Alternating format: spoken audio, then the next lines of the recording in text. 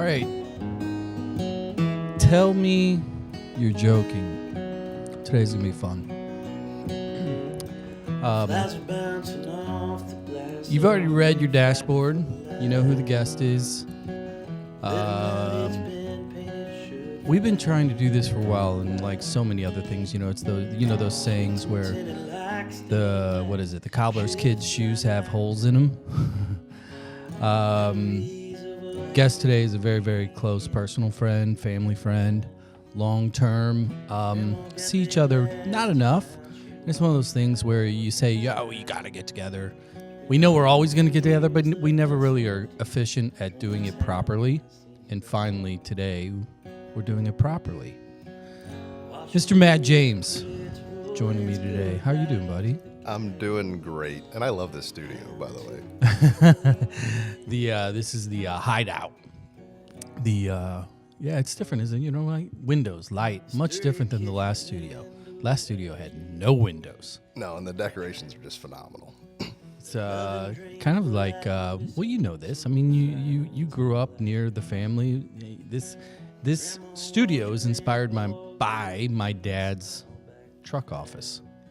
With all the monkey orangutan posters all over the place. Gotcha. Called the Primate House. I tell you, today, for you, the listener, you're wondering, where are we going with this thing? I'll give you the crib notes that I think will happen, because I have no notes for this. We're going to freestyle this thing. I'm sure we're going to have no problem doing that. Matt is as I mentioned earlier, personal friend, family friend. You've known me and mine since grade school, basically. Yeah. You've been part of the chaos, the wins, the losses, the literal losses. And now, fast forward to now, we're going to backfill on this. You are making some waves over there on the Tik Tok. It's been fun. Like, I actually enjoy doing that. Well, for the listener, we're going to talk a little bit about our roots, my family, his relationship to my brothers in particular, loss, growing up in Granite City, what that feels like now, and then get into your TikTok page, which is pushing. Well, by the time I drop this, you're going to be over 50,000 followers, and in less than a year's time, you've kind of become a. Dare I say influencer? I've been called a lot of things in my life. I know that you've been called. Remember, I have all the cell phones, so we can start there. Again, thanks for coming in today, man. Absolutely, my pleasure. Obviously, you knew the tune that I rolled into. Everything I do here, music wise, is always theme based. When you heard what I started with, give me a quick gut check. As soon as the first few notes hit, I'm like, oh yes, I love that. And so there's a whole story behind the dirty kitchen window, and most of that, like my favorite video of him doing it was in the RV, and so he had his RV set up at the property, and he's like, come here. He liked having the idea of having his own place at my place, if that makes sense. Oh yeah, no. And so that RV was just he was always toe in the water when it came to responsibilities. Mm-hmm. Like it looked like it, but there was always a safety net. And for those of you wondering, the music was a cell phone track. My brother Dana Michael Anderson, his song "Dirty Kitchen Window," which was probably these early versions. Because he voice memoed everything. Was probably recorded on your couch, at your kitchen table, or in that RV in the driveway. Mm-hmm. Well, so that started with that was literally a songwriter's prompt. And then he took it and ran with it. And he turned it into this beautiful song that was not what the other songwriters did, but he took it and turned it into this beautiful love story. And the story, of course, about your grandparents. I thought it was really cool. But yeah, he just sit there and play it. And he got, I think it was rewritten like 4 or 5 different times, and a few things on there. One of the things that always cracked me up was he goes, I hate playing for you, because I just rip his songs apart. Yeah. I'm not a music critic. I'm not anything. I'm just a regular guy. So I'm like, dude, that song sucks. Like, change this and change that. He's like, oh, I hate that. So we'd always have this fun little back and forth to where I know a lot of people like to appease him when he'd play a song. They're like, "That's the best thing ever written, yay!" And I'm like, "Dude, that sucks." I'm like, Yeah. "Don't write that." That was my mom. Shame on her. Yeah, it's one of those things that, Dana took his life 2 years ago, back in August. You were, kind of front row to the whole experience. He having lived with you for some of the years prior, he had moved a little further east to Effingham to more quote independence, whatever he was calling it at the time. But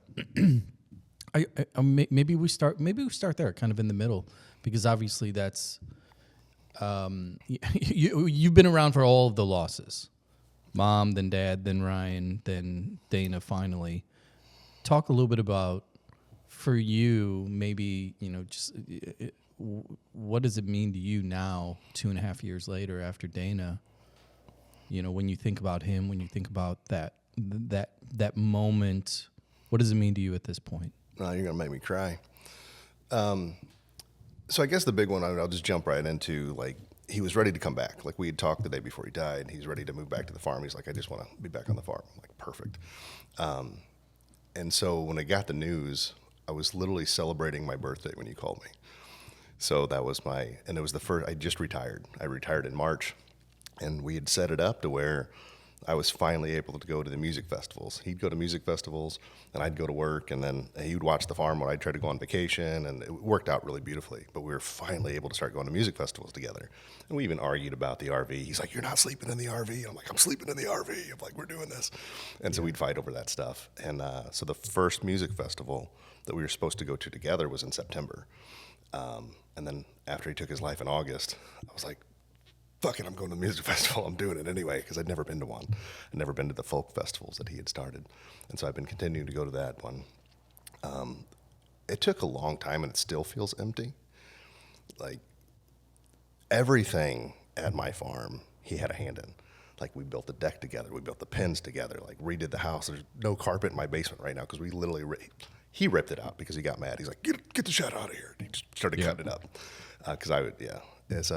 So there's nothing in my life at that place that he hasn't touched. So everything's a reminder. And at first it pissed me off, and now it's kind of nice.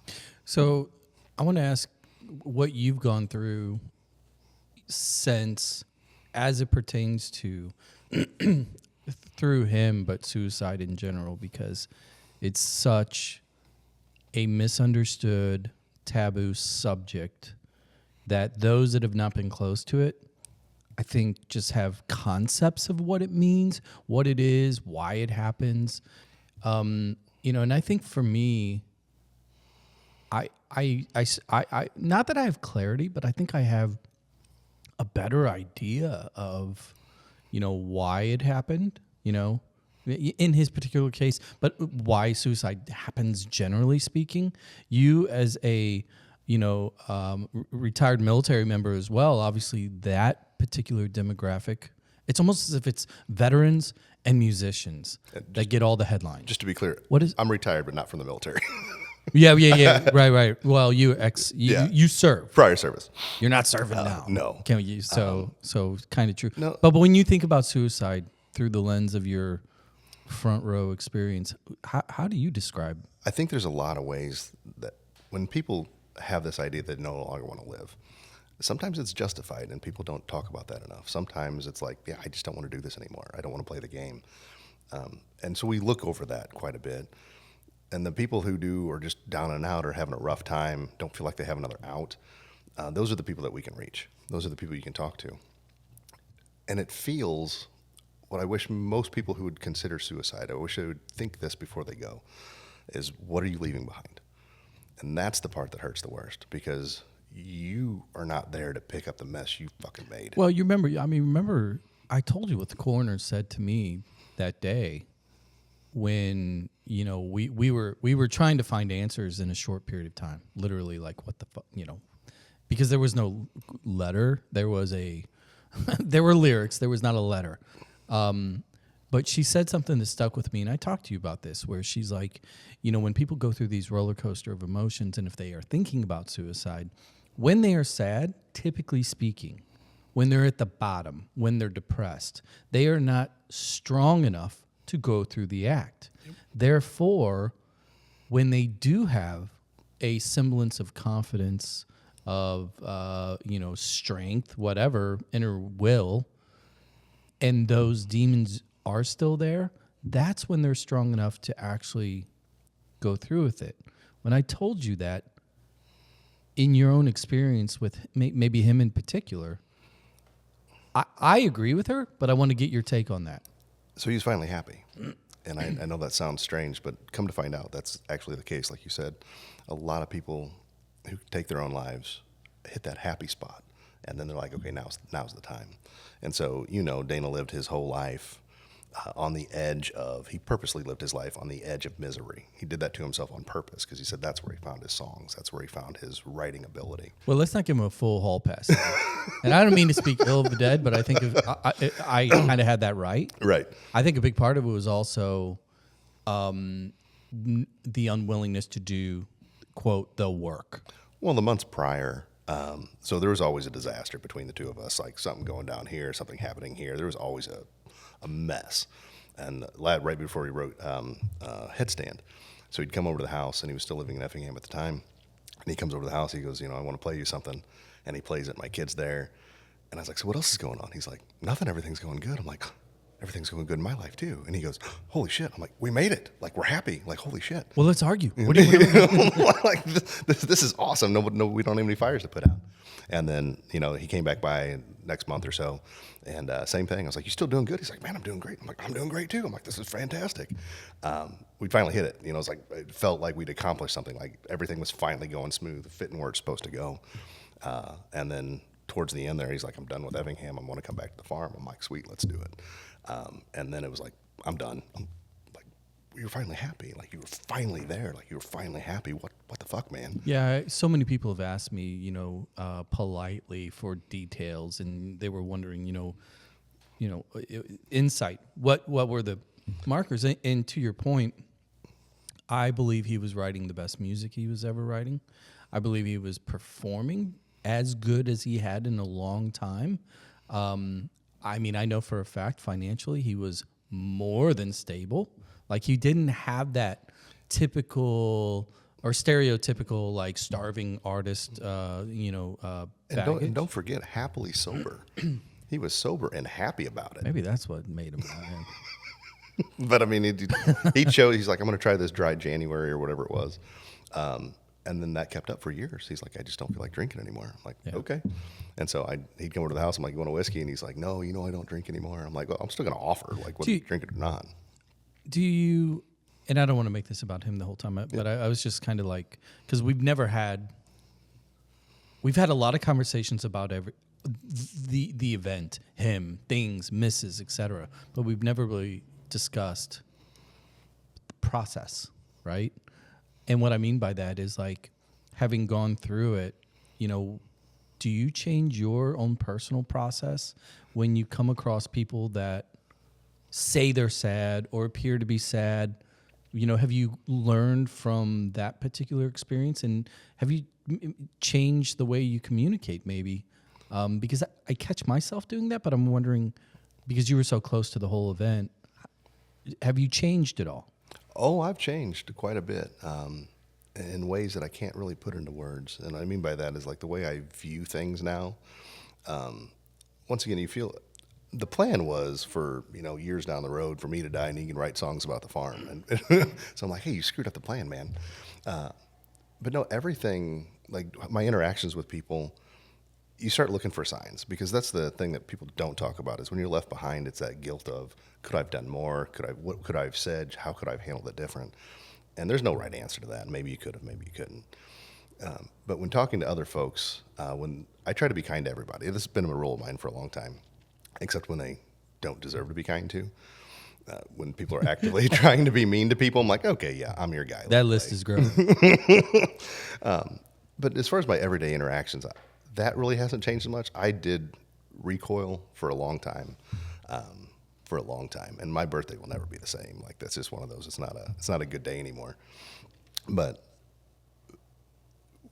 trying to come out of such devastating loss is hard to do. And there's no good path to do it other than everybody offers suggestions and advice, and I'm sure that's all good.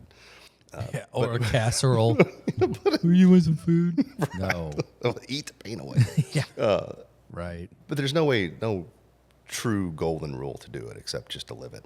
Do you feel so? Let me ask you this, because obviously I've talked to you about this. I write a lot. I'm well beyond journaling when it comes to my family and kind of what we've been through and the losses and things that I want to remember, things that I want to capture now before I get too old, and then the stories are all bastardized. And I've been doing this, and one thing that came up to me, and I haven't talked to you about this. I've actually been waiting, and what better place to do it than on a podcast?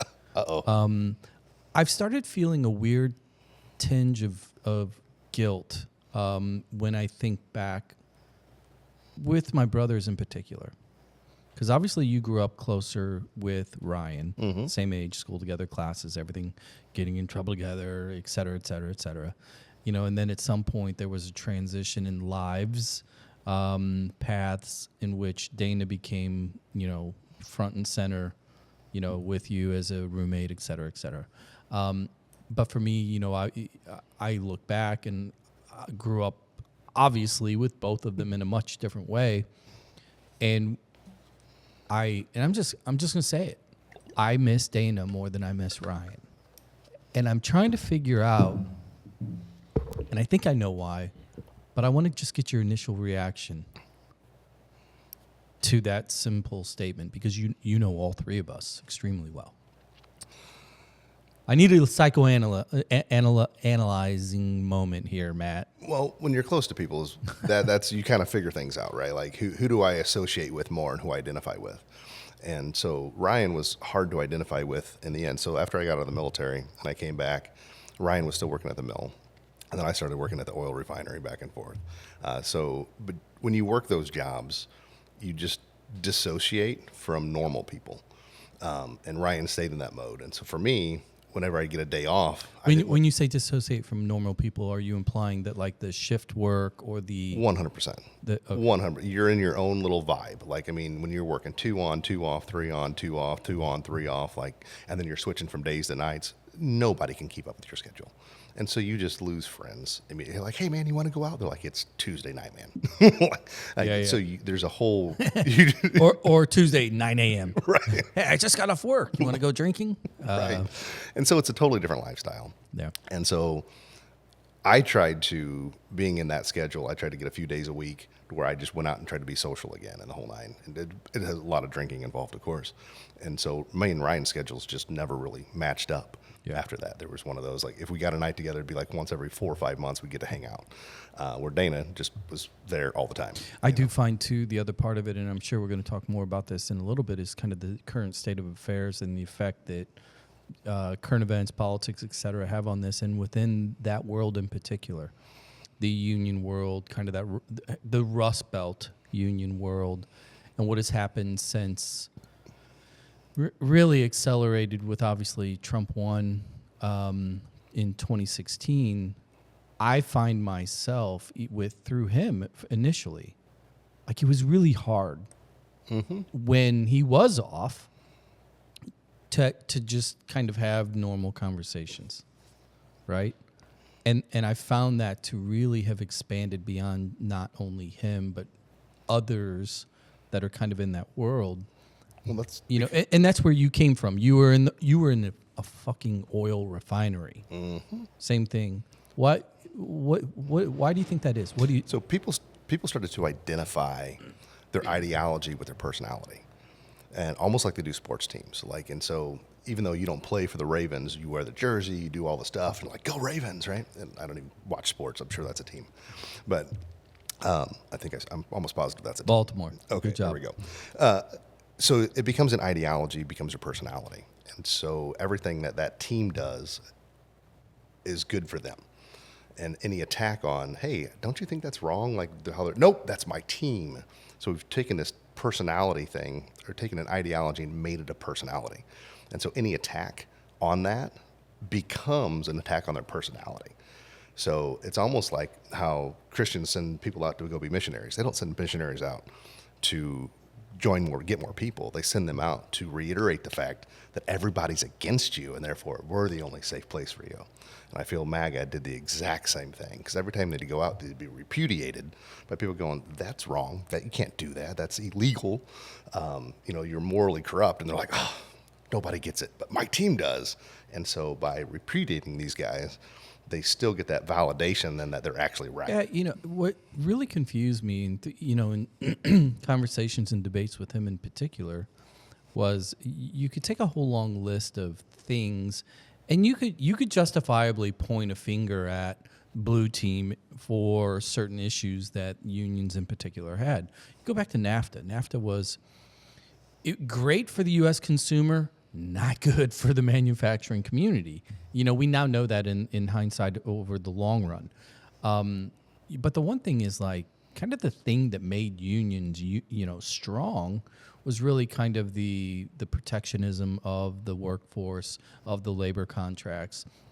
You could reasonably get a, quote, living wage that came along with some benefits, and varied to degrees. And comparing just those simple basics to a vast majority of other industries, it was an elevated option. And going into 2016 in particular, it's almost as if that core benefit of the union was completely ignored, because the red team wants right to work. They're not fans of unions.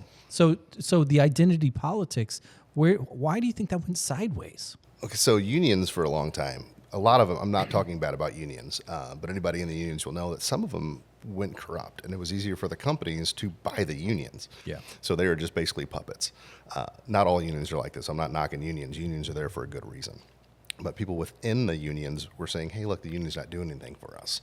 And that was repeated over and over again throughout so many different unions. And so people stopped listening to their unions. So in the union I was in said, hey, we're voting blue because right to work.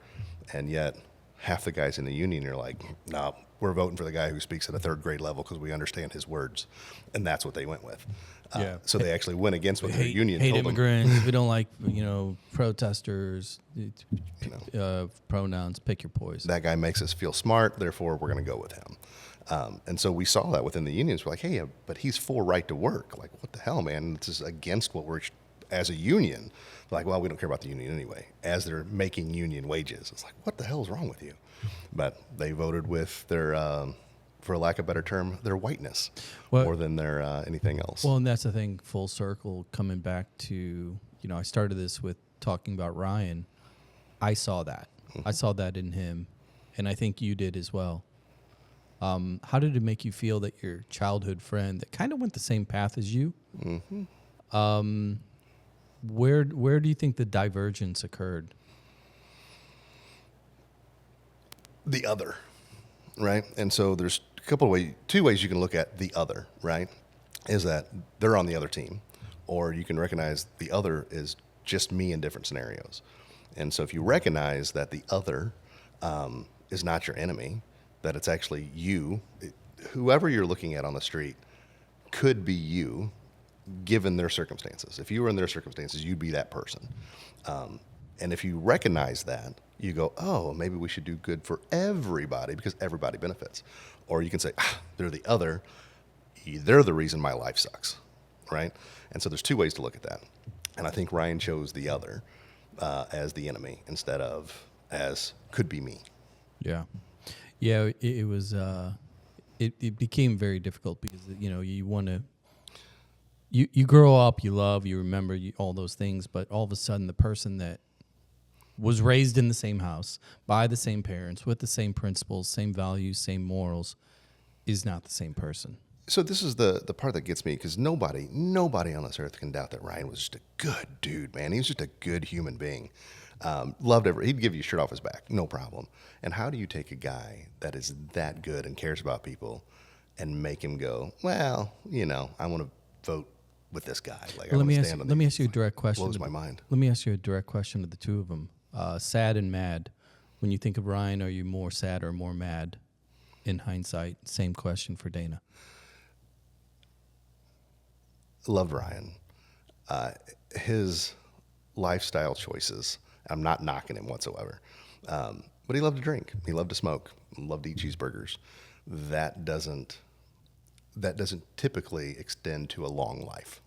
Yeah. Oh, okay. So I'm glad you brought that up because for you, the listener, here's the timeline. 22, spring of 22, sudden heart attack at the age of 44. The widowmaker, the left ventricle, right? Which is primarily, almost exclusively due to exactly what you described. And he didn't go to the doctor, He lived fast. Awesome guy to hang around, awesome guy to be around. Didn't really take care of himself in that aspect of it. But in his defense, when you live that schedule, you only get a few days that you actually get to be you. And so you spend those doing the best that you can to make the most of those days, which is typically getting drunk is somehow hey, I did the thing. Yeah, he thought vegetables was iceberg lettuce on a Big Mac. Right. No, Ryan. So, but that's just who he was and how he was. Nobody expected him to die that early. Sad or mad? Sad. I'm not mad at him. I mean, he did the best that he could with what he had, and I'm actually proud of him. He did a lot for himself, and everybody who knew Ryan knew that he would just help anybody. I could literally, I won't tell the whole story, but I called him up at 2:30 in the morning. I'm like, "Hey man, I need a ride." He's like, "Cool, where are you at?" No questions asked, no nothing. Came and got me, and he's like, "Statute of limitations up? Can we?" I think everybody figured it out. He goes, "Where are you at?" So he came and got me, and he's like, "Now tell me the story." And so we laughed and we joked, and it was one of those things, but yeah, Ryan's just that guy. Did he drive you to court too? No need to go to court. Never went to court. Sad or mad, Dana? Polar opposite lives, obviously. Never a steady, clocked-in job, no benefits, etc. Creative. I'm sad because he's not here. I'm sad when I have really good news and I don't have my friend to tell it to. I'm sad that he doesn't get to hang out with my son anymore. I'm sad that I lost my best friend. I'm sad. And I'm mad because fuck you. You did this. I'm sad you're gone, but I'm mad because you did this. You made this mess. You fucker.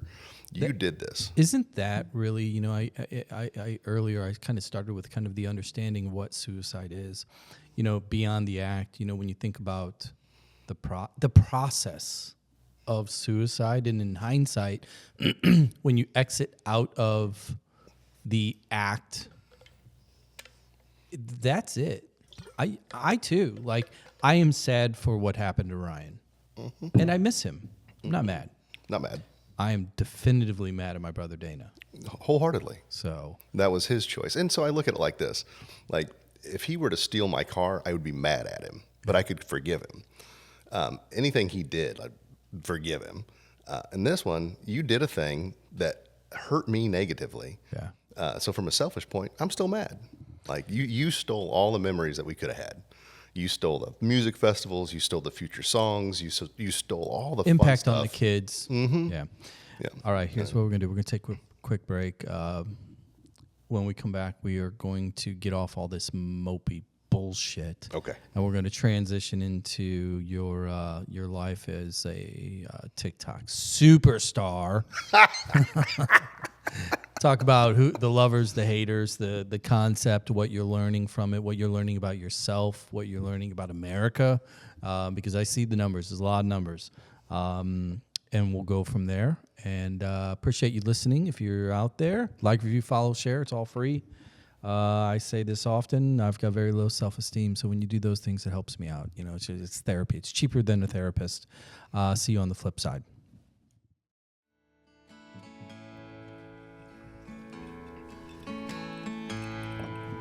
All right, we're back. See if you can guess this one. Fairly certain you were there. Mr. Chosich. Oh, I recognize the voice. This was Ryan's studio debut. Bass player. Gaslight Studio, couple Friday night. These dudes knocked out this Cody Jinks little ditty. Oh my gosh. So that's the thing about Ryan. As much as, sad and all that other stuff, when I do think back, because eventually what's happened for me is the awful reality of the death and the things I hated. Those holes in your gut get backfilled with the memories that you decide to push. I wish that Ryan would have pursued the music career more. We can both agree, out of him and Dana, he was the more talented musician, hands down. Naturally. Like, the guy could just play, like 100%. Everything he touched just sounded so beautiful. Like, he was just a gifted musician, 100%. I wish they could have played together, got him out of the mill and just played more music.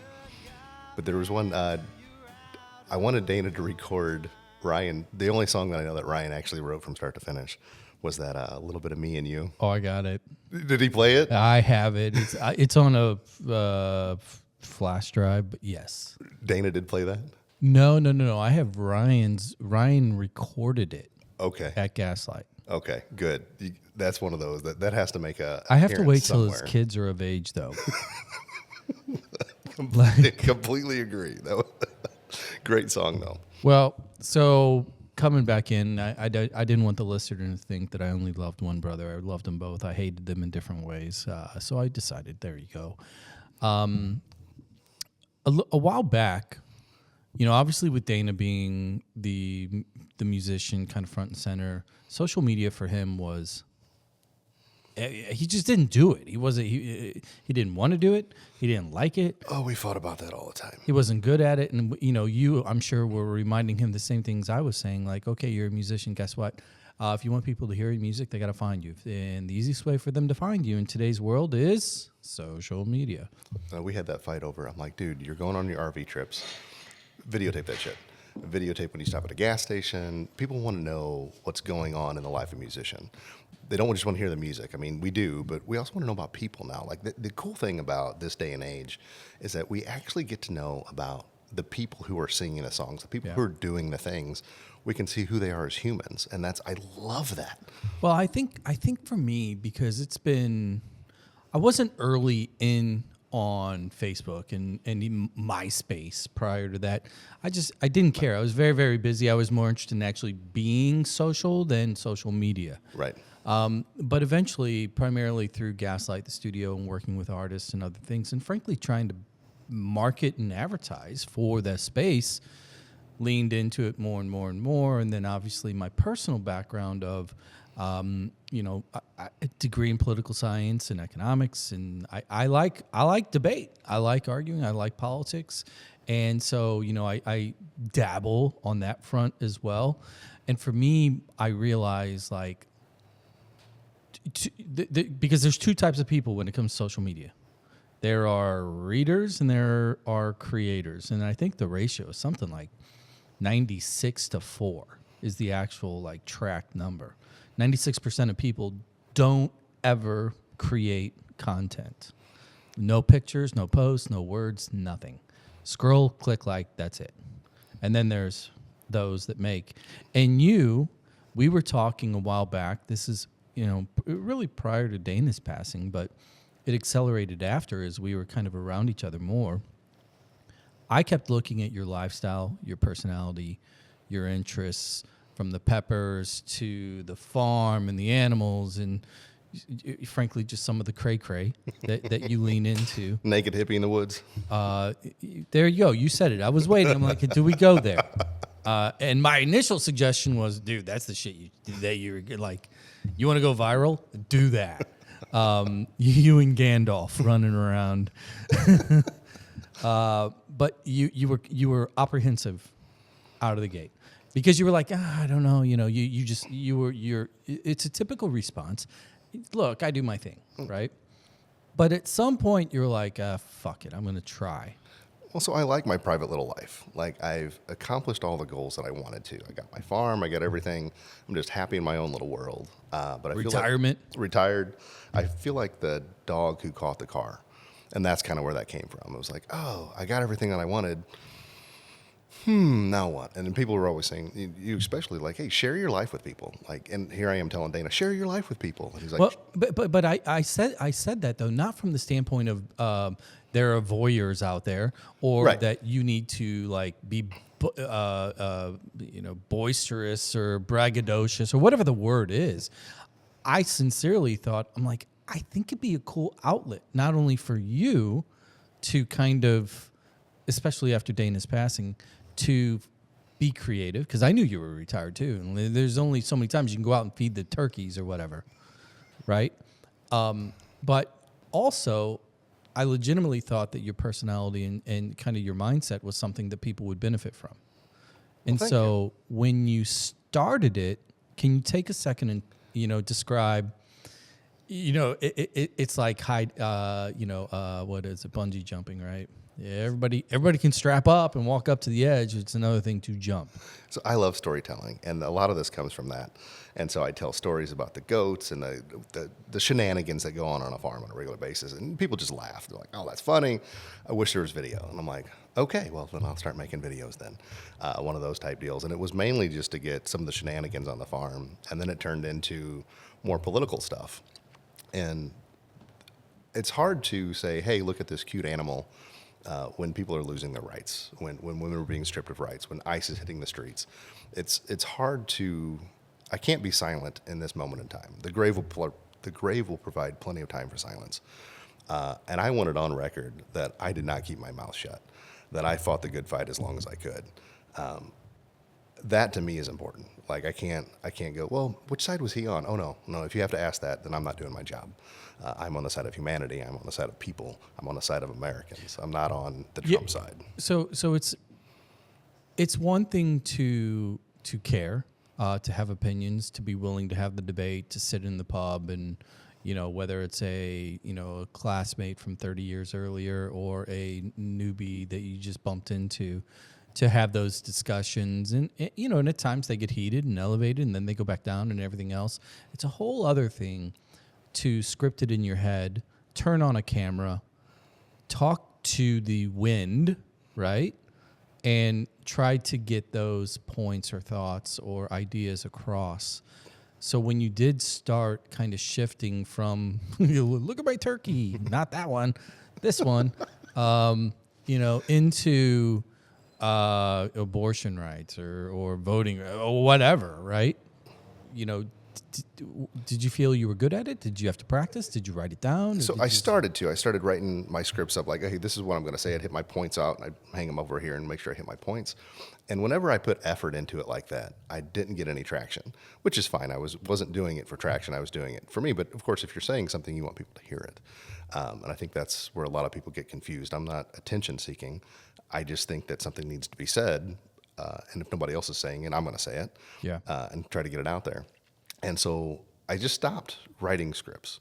So I have an idea in my head, and I get up, and I only take one or two takes. Like if I stumble over words, and then I stop it. But other than that, I let it go. Because the more I think about a video, the more I think about how well did that go, did I speak eloquently, I don't care anymore. I just put it out there. So let the world have it. I don't edit. I don't, this is it. So platform-wise, you went kind of direct to TikTok. Mm-hmm. And I know we talked about it, but can you talk about why? What was it about TikTok or the platform or the process that drew you in, as opposed to, because a lot of people just try to go everywhere? So like Facebook, I absolutely hate. It's useful for trying to keep up with friends and family and stuff. But the political stuff, like I stopped posting pictures of my kid 10 years ago because there's people who don't like me, and I'm fine with that. But when I get messages about people I haven't seen in 20 years going, hey, your kid's fantastic, and I'm like, what the hell? So I stopped posting anything personal on Facebook a long time ago. And so TikTok, I get a little bit of anonymity to that.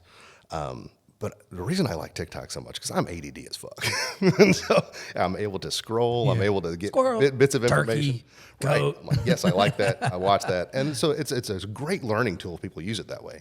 I always love when people go, it's nothing but naked girls dancing. I'm like, well, know what you're clicking on there, bud. That's Reddit. Yeah.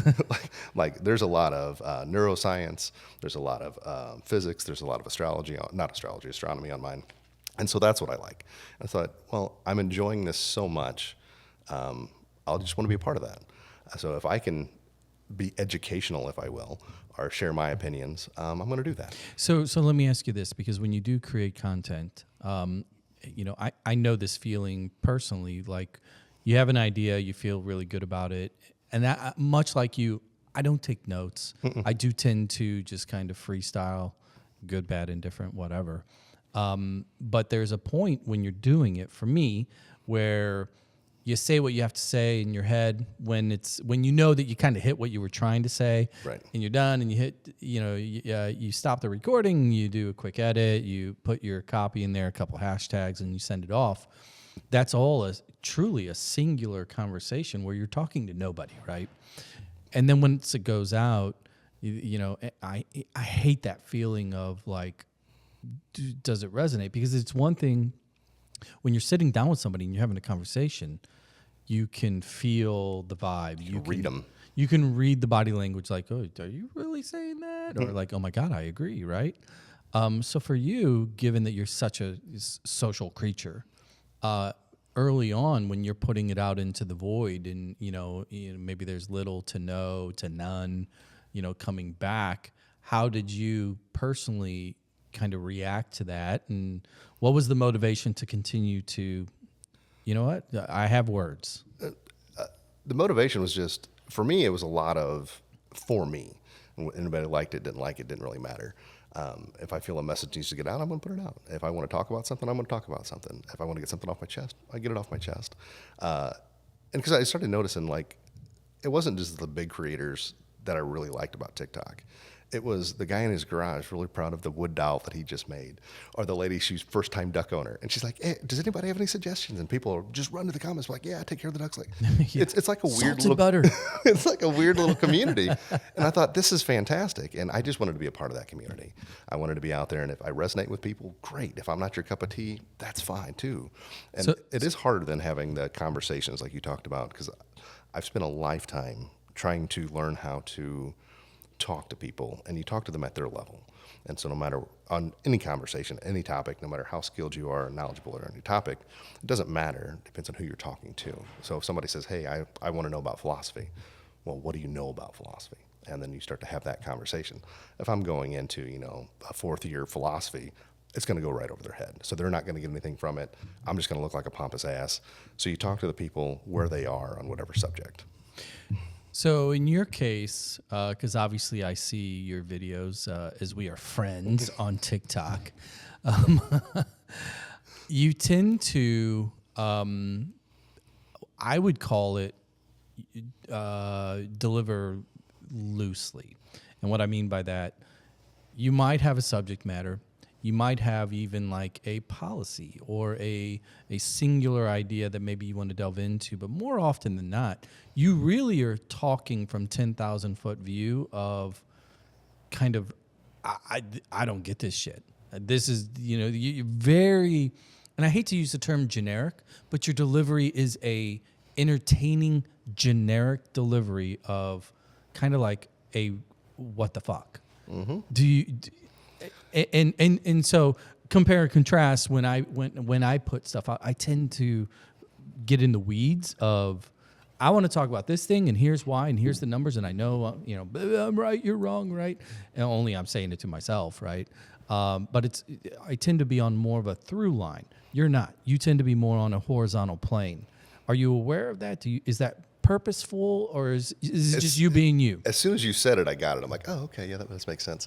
No, that's just me being me. Yeah. That's just me being me. So I'm not an easy person to deal with on a regular basis, or so I've been told, because I do get very specific into when we have conversations. I'm like, well, I need an example of that. I need this. And what I try not to do when giving a generalized statement is not to get too specific, because then you lose people.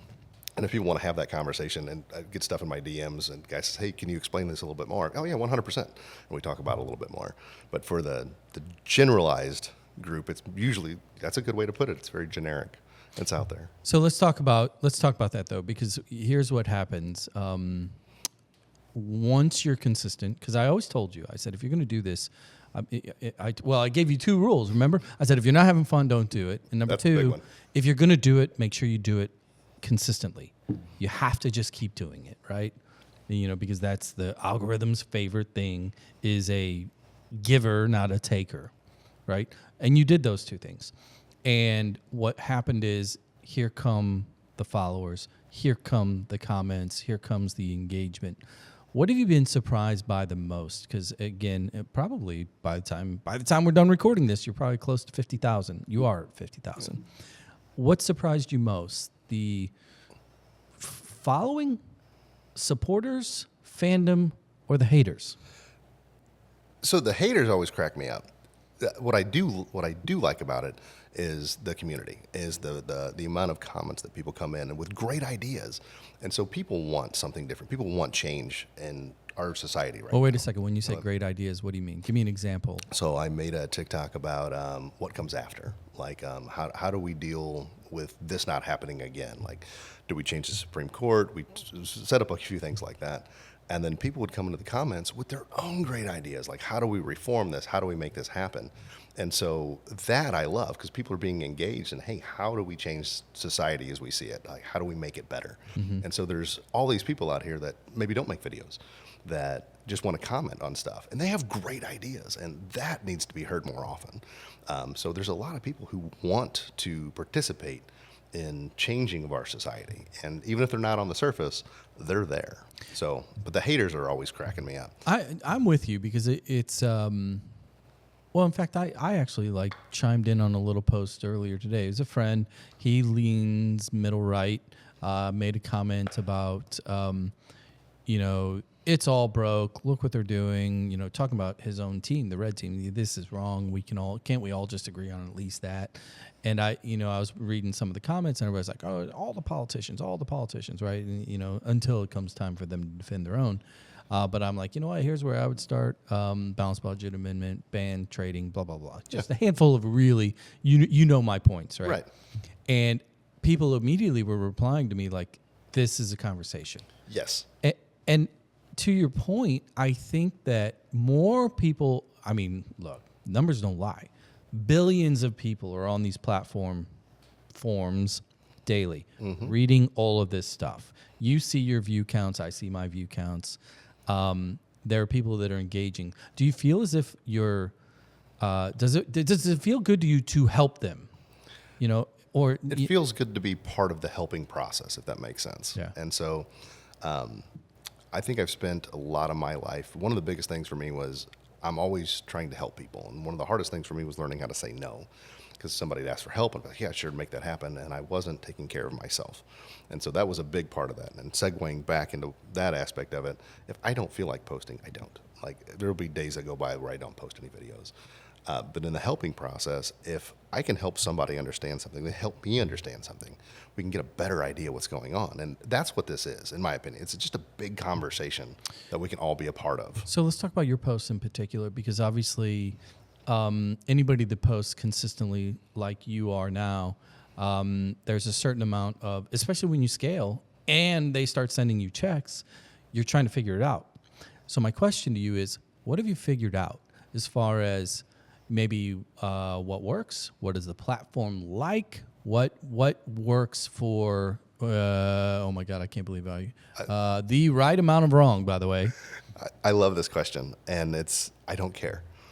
That is what works for me. And because I don't care. I don't care if they pay me. I don't care if I get views. I don't care if I get likes. I'm just going to do my own thing. And if people like that, cool. If not, don't care. Totally get it, but there's still statistical realities, and you can connect the type of content. What type of content do you think works from an engagement standpoint? So my co-parent says, you seem to get a lot of views when you laugh. I'm like, well, when I talk about funny stuff, I'm going to laugh. That's my laugh, Yeah. And so, that was a good feedback. But, I mean, I'm not, once again, if I'm out there trying to get views, if I'm trying to do this stuff, then I don't think I'm being true to myself. Yeah. It's just like, okay, I'm going to do this. And if people like it, they like it. If they don't, they don't. If TikTok wants to send me money, cool, great. If not, don't care. I'm going to keep doing what I'm doing anyway, because it really is a huge outlet for me. Because seriously, being out on the farm, there's nobody. And so I spend days at a time with it. I don't see another human being. And so TikTok's kind of like having a friend around. Be like, hey, by the way, this is what we're talking about today. Do you feel, you kind of alluded to it earlier, but I'm going to use the word responsible. Like, do you feel responsible for, now that you have, the following that you do have, you've kind of found a sweet spot through your kind of like, don't give a fuck attitude, a little bit of that. But do you feel responsible to improve is not the right word, but to improve your content? So I guess that's a good question. And I guess there is a responsibility to improve content if that's what I'm trying to do. Well, let me frame it this way through the lens of Dana as an artist, right? There's a certain amount of ambivalence, this certain amount of laissez-faire attitude. Like, I don't give a damn. I need to make this seem as lazy as possible. So when it comes out and it's great, I don't want you to think that I tried hard at it, right? Yeah, but once I can't reiterate this enough that it's not an act. It's not. No, I know that, but there's still, your brain sees the numbers. There's not been a single switch There's flipped. been a nice little ego boost, but as far as that goes, like, how do I make this better? I don't even know where to start. Like, I don't have editing skills, and I spend enough time on TikTok just making short videos that it feels comfortable. Yeah. If I put any more time and effort into it, I probably wouldn't like it anymore. And I'll use the pepper thing. So growing peppers was great. I was doing fantastic at it, and the business kept growing and growing and growing. And then it got so big that we had online stuff, and it wasn't fun anymore. And I literally took the thing that I love to watch the little peppers grow from seeds, starting from seeds, watch them grow, to looking out in the fields going, oh, I got to pick these things. And it was no fun anymore. Like, And I'm a dude farmer. That's dangerous. It sucked. And I hated the fact that I hated my hobby that I loved so much. So I just stripped it all back. And so I didn't cancel the orders, but I did stop selling online. I stopped doing all that. And I did that to get the joy back out of it. So now when I go outside, I'm really looking forward, because at the end of the month, I'll start planting my seeds. And it feels good again. But the last couple of years, I'm like, dude, I don't even want to do this anymore. Like, I was literally done with the hot sauce stuff. I was like, I just don't want to do it. It's no fun. And now the last year was really nice. I only planted a limited amount. I only made a limited amount. I sell at my farmers markets. And the joy and it's not for the money. I don't have dreams of grandeur. I have dreams of mediocrity. I just want to exist. And so I'm back to that. I'm back to enjoying my Same hobbies. with content is kind of how you view it. Exactly. So let's talk about the haters a little bit, because obviously you don't dip your toe in. You jump cannonball style right into Story of my life. Political debate, MAGA, anti-MAGA, whatever, anti-fascist. Choose the terminology. You go in at it head on. The hater world is extreme on all platforms, but TikTok, I find it to be like, damn, these are really unhappy, angry individuals. That's the big one. Like, how have you reacted to it? Do you engage? I mean, I noticed historically there were certain posts where you're counterpunching, but do you get tired of it? No, not at all. And so when they are hating me that much, like, there's some posts that they just latch onto. And so I forget what one of them is. There's thousands of hateful comments. But what's hysterical about that is you can tell whether they're a bot or not. When they insult you and it's spelled correctly, it's probably a bot. Yeah, it's bot. No, I'm right there. But it's the regurgitated memes over and over again. So they're basically just going to call you names, no facts, no evidence. Like, they're not in for it for a debate. They're not in for it for, hey, you're wrong about that, and here's why. There's none of that in the hater world. Yeah. It's just like, you're stupid, you're gay. Okay. Great. You got anything else? You're creative. And then a little respond with them like, it took you all day to think of that. like you decided to take time out of your day. Did you ask chat for that one? to comment on my post, and that's what you came up with? Like, I said something to piss you off, and you're like, oh, you smell funny.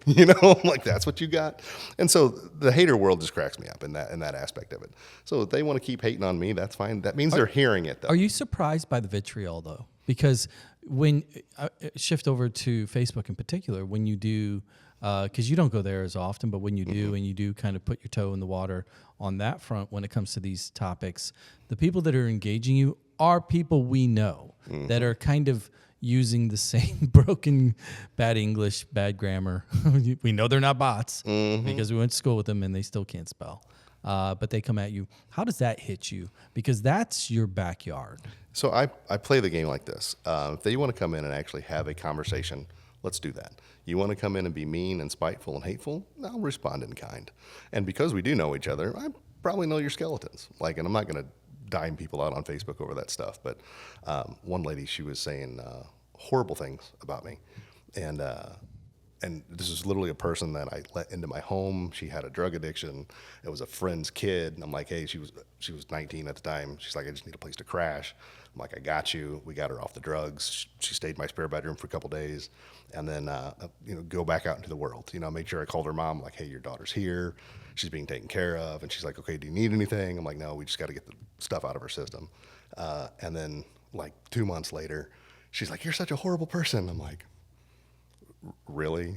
Like, it's that kind of stuff that does get to me a little bit, because when you're nice to people and you help them out and they turn on you like that, it's like, how about this? Because I see it all the time. Like when you are when you're a bystander, you're just watching the shit show in real time, and when you see somebody maybe that you potentially missed or that you liked, past tense or present, and when you see some of the narrative or comments or the derogatory statements coming from those individuals, does it hit you differently now that you are kind of one of the individuals over in the TikTok world in particular that's kind of saying the exact same things that person is attacking?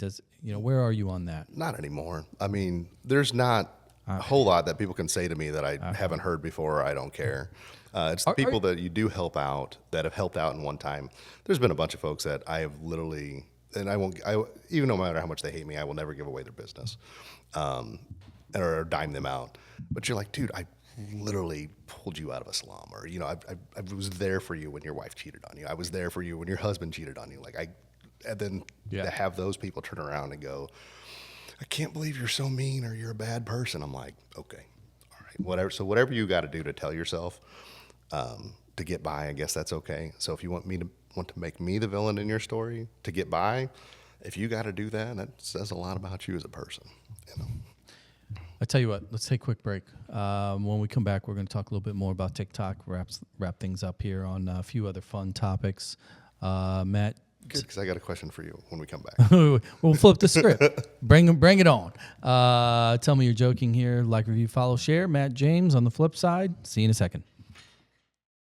Okay. No music on this one. We're back. All right. Magic of post-production. Okay, so my question for you is, I love your Facebook post. Absolutely love your Facebook post. I love them. They're so more I informative. appreciate that. So more informative than what I get from almost anywhere else. Like when it comes to news, like it's succinct, it's beautifully written, and it's very informative. And then Part of the problem is I can't grow a beard like that. the beard does have a lot to do with it. I get a lot of beard compliments on TikTok. But my question is, I wish you would take that. Why don't you take that exact script and do TikTok? Because that's what that's like bread and butter right there. Well, I think it's one of those things. It's the cobbler's kids' shoes have holes in them. I know I should. You've told me repeatedly, and I should be listening to you. You're the one with 50,000 fucking followers, right? You kind of get it, and you know kind of what resonates. I too know it would probably resonate over time, but I think like for me, I don't have a reason. I don't have a good reason. I don't even have an excuse. Yeah, it's already written. You already wrote it. You already did the hard work. I know, which probably means it's on me. Well, just pick it up, read it. You know what? I might take one of your posts and just read it myself, and we'll see how it goes. What is it? What was that Saturday Night Live skit where Will Ferrell would read the poetry? Right? You could do it that way, where you just, just say, "My friend JB." No, look. I understand that the platforms they're set up differently. That's the other reality of the situation. Your content is generally speaking sub 60 seconds. You're usually in and out of there, with a post. You do have a number that are, sub 3 minutes, a little bit longer, a little bit more explained. Those do well also. Facebook is a little bit different. Frankly, I use it as a beta. I like to write. That's part of it too. Right. I like the writing process. I like to edit my own, because I think quick and then I real quick read, edit, and out. Well, you're great at editing. You can just literally load that script and do a picture thing on TikTok. Yeah, no, I probably should. But I think too. Again, I've thought about it, and I don't have an answer. I should. You know what? I will start doing that more often. How's Okay, that? good. There we That go. works. That was a long-winded way of saying sorry. So the one thing I did want to touch on though is I did retire early, and a lot of people ask questions about that. And so, short story of that was I hired in this place really early at 24. I got the fortunate experience to hire in, and the average age was 55. So I got to see all these old guys retire. So I went and picked their brains. I'm like, hey, if you had to do it different, what would you do? So I took all the advice of all the older guys and put it to my use, and that's how I retired early. I was able to benefit from years and years of experience from everybody else who had invested and done what they did with their money. And I was like, okay, that's what I want to do. But I also saw all those guys get sick, walk out unhealthy, and I'm like, I am not making it till 55 at this place. So picked a date, and I'm like, I'm going to retire early, and I made it a little earlier than that. So got my farm, got everything I wanted. Well, connect the dots though, because I know, obviously I know you, I know your social life. I know that you're a very social individual. Look, point blank, you like to party. You like to be out and do things. Your fun side gig since retirement has been working with Melinda, bartending. You're like, oh, I miss it. Working at City Park and all this shit. Bartending. So all these things that you do, and even your TikTok page to a large degree, these are all social endeavors. It'll nowhere with nobody. Okay, so I wanted a farm, and I wanted a private. Trying to find a place that was close to work and close to my son's mother, because he's in a really good school district. And so I literally put a pin in the map and I drew a circle, 60 miles, because I figured that's going to be okay. And so I looked for almost 3 years until I finally found a place that was suitable. It wasn't exactly what I wanted, but I could work it. And so I've planted hundreds and hundreds of trees on the front line to keep the place private. I put up privacy fences, gates, locks. I planted an orchard. I got my field. I got my solar panels. I'm good to go. I love it out there. So that's why. So property taxes and property price. So anything that I wanted with a few acres within an hour of St. Louis was just ridiculously priced. So the further out you go, the better off you are to find something like that. So let's get back to this new hobby, TikTok, kind of this content, etc. A year ago today, you were not posting. Nope. Your first post didn't come until sometime in April. I remember you hitting me up in the summertime after you'd done a few, and all of a sudden you did one. I don't remember the particular one. And you're like, Jesus Christ, there's 9,000 followers in 3 days. Like overnight, like what the hell? Like that snowball hit. You had your initial moment, and social media is one of those things that once you do strike, it does allow you to strike over and over again. But you got to give it what it wants, right? More content. You did that.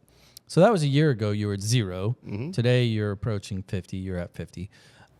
Think about a year from now. Like as it's the Faces song. I wish that I knew now what I didn't know then. Blah blah blah. What are you envisioning a year from now when it comes to your page, your content? What you're going to lean into, or not?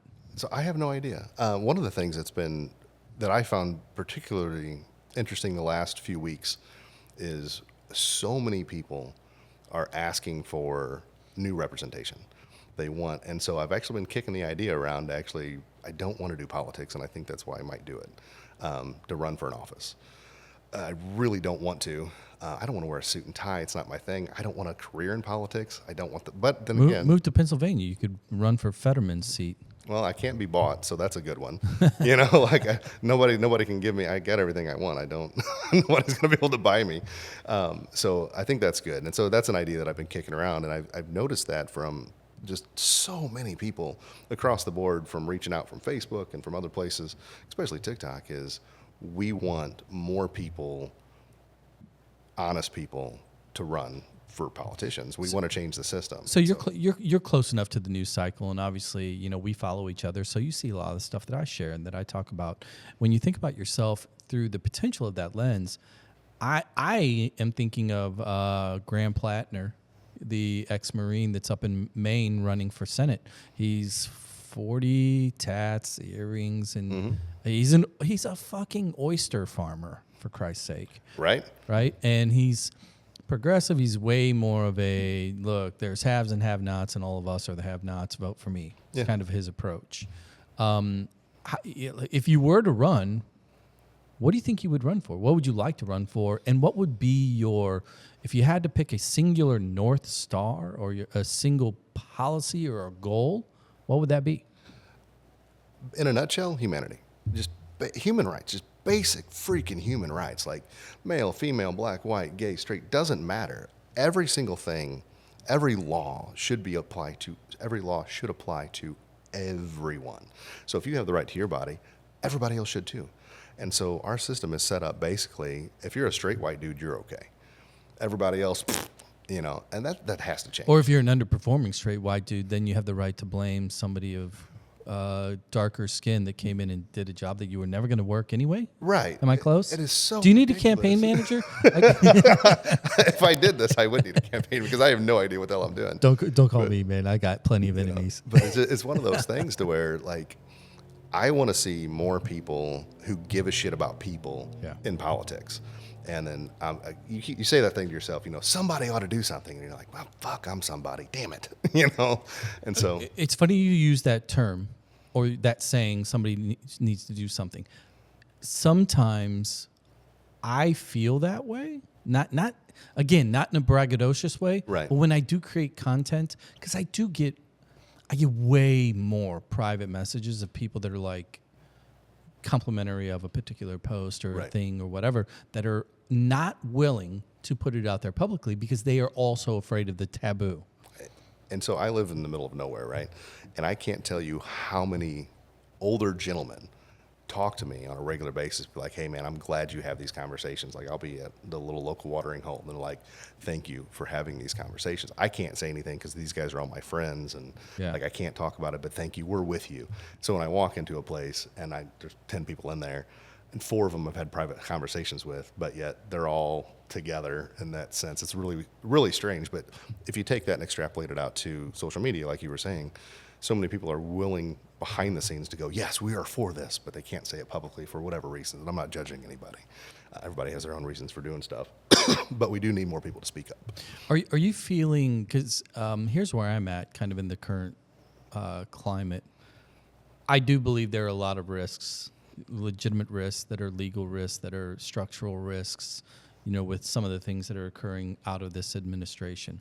However, I'm also super cognizant and aware of there are cracks in the armor. Mm-hmm. There are plenty of people that I know personally that are 3-time voters for Trump that are now at the point where that's too far. Finally. I'm personally hearing it. I'm fairly certain you are hearing it to degrees. Here we are approaching the midterms in a number of months in 26. Do you think, are you seeing the cycle as well? Yeah, so it's not going to be just enough to go back to the way things were. Like that's gone. There's no going back. And so what we truly need is reform across the board.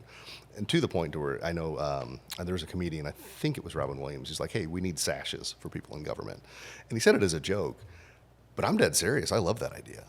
You got to wear like your little Boy Scout sash. So whenever you're in public, if you take money from Big Oil, you got to wear your sash. You got to wear your little Big Oil sticker, right? And so that is a visible representation. The problem is there's so much hidden in politics. And so people think they can get away with all sorts of shit. Well, maybe if I take money from Israel or I take money from here, I don't have to say anything. I'll just vote for them. Nay. We fix all that shit. You got to visibly wear it. Have you ever seen more tongue gymnastics than recently with the current? I mean, we're only at about 40% or whatever it is of the Epstein files, et cetera. Oh my gosh. The mental and linguistic gymnastics that supporters are laying out there to defend, well, you know, do we really know that? You know, we're up to, I think I saw an article earlier today where they're, you know, it's one of these databases, it's an AI search, and they're like, of the however million pages that are out there, 38,000 times But people don't his understand. name is listed in there. But to put that in perspective, like somebody did a thing on this to where Harry Potter, in all the Harry Potter books that have ever been written, his name is mentioned 19,000 times. And so it's not the Epstein files, it's the Trump files. And to watch people bend over backwards, they're willing to think that Joe Biden was a pedo because, they got pictures of him sniffing kids and stuff. And they're like, yeah, he's a horrible pedo. And they're like, oh, well, we got pictures of your dude on a plane with girls tied up. Like, Well, I think and they're that's, like, well, that's my it's not point. proven. That's what I don't understand. Like, here's the thing. Bill Clinton, we all know that was there. And my position is go to jail. Like, lock him up. I don't 100%. care. Anybody, right? Every single one of them. And what is that? The new meme that's going all around. What kind of world do we live in? Or the ultimate statement on America is the world that we live in is you'll have all these, literally millions and millions of pages of documents expressing the abuse of young women, and the only person in jail is a older woman. Mm-hmm. Well, it goes back to the original thing that we talked about, and that was ideology becomes personality. Yeah. Because it's hard for them to go, oh, wait a minute. If I admit to this, I actually have to admit I'm wrong. So they can't admit anything that they voted for is wrong. That the information has to be not factual. That's what it is, because how dare I be 100%. wrong about anything? I voted for Joe Biden in 2020, not because I love Joe Biden, but because I did not want Trump 2.0. Correct. So therefore, when Joe Biden started, hitting the downhill slide at a rapid descent, like I was one of the first people within all my circles. Like, the dude's losing it. Step out, new primary, whatever, fine. We had this conversation in Florida. Yeah, exactly. So it's like, the self-awareness wasn't that it's TDS. It's that, no, he's not good enough either. And right now, as all this news continues to break, to your point, I think a lot of these people, they do view it as a sports organization. And that whenever their team loses, they lose. And they cannot differentiate between the two. That's exactly right. And so that's the real TDS, is that people are sitting here looking at millions of documents and looking at it, and they're like, well, this is no. Well, you saw my point, but if you take TDS and you flip it over, it's still TDS. It's just Trump denial syndrome. Well, and that's so when the term TDS first came out, it was actually used against the Trumpers, and then they flipped it around and made it like a badge of honor. And they're like, no, that's you guys. And the amount of, it just frustrates me to no extent that decent human beings, I don't even know if they're decent anymore, because they're either stupid or evil at this point. The answer is yes. I can't really make excuses for anybody who would still stay on that. Like, it's just, you've seen it, you know what it is, you're in complete denial. But yeah, it's absolutely, utterly disgusting how people will twist themselves in knots to defend. And I made a video and I said, I've never seen so many grown men run to the defense of a rapist and a pedophile, and people lost their minds. The haters come in and they're like, Trump's a great president. I didn't say anything about Trump, but you knew exactly who I was talking about. Yeah. That's the kind of shit. Like, so I literally said, rapists and pedophiles are bad, you shouldn't defend them. And they're like, Trump's great. I'm like, well, that tells you everything you need to know right there. Maybe we kind of work together, and we just basically, our motto, you run for office in Illinois, I'll run in Missouri, and our motto will be, if you hate pedophiles, thieves, bankruptcies, vote for us, right? I don't want to be, there's no way to be bought at this point. Like, there's nothing they could offer me to go, do you really want to join our side? No, I'm going to stand up for what's right. I want to stand up for the American people. And it's something I've done my entire life. And it's something I'm going to continue to do. Whether I do it in office or not, it's a different story. All right, Matt James. The right amount of wrong over on TikTok. Always a pleasure, JP. Go check them out. We're going to roll out of here with Kia Blue. No party affiliation here. Just a good song again from Mr. Dana Michael Anderson. Always a pleasure, dude. We'll do this again. We gotta get another fishing trip lined up, by the way. 100%. Greg said he won't get on the boat, but he'll get on the boat. Mike says he's in, so we'll get it going. And if you're listening and you want to go fishing with us, you know what? Just message us. Go to our pages, message us. We'll set something up. We're down for that. Tell me you're joking. Out of here. Be sure to go follow Matt on TikTok for all of his peppers, pets. There's no nudity, even though we referenced it earlier. A lot of fun. He would appreciate it. I would appreciate it. Until next time, See you guys. Good stuff.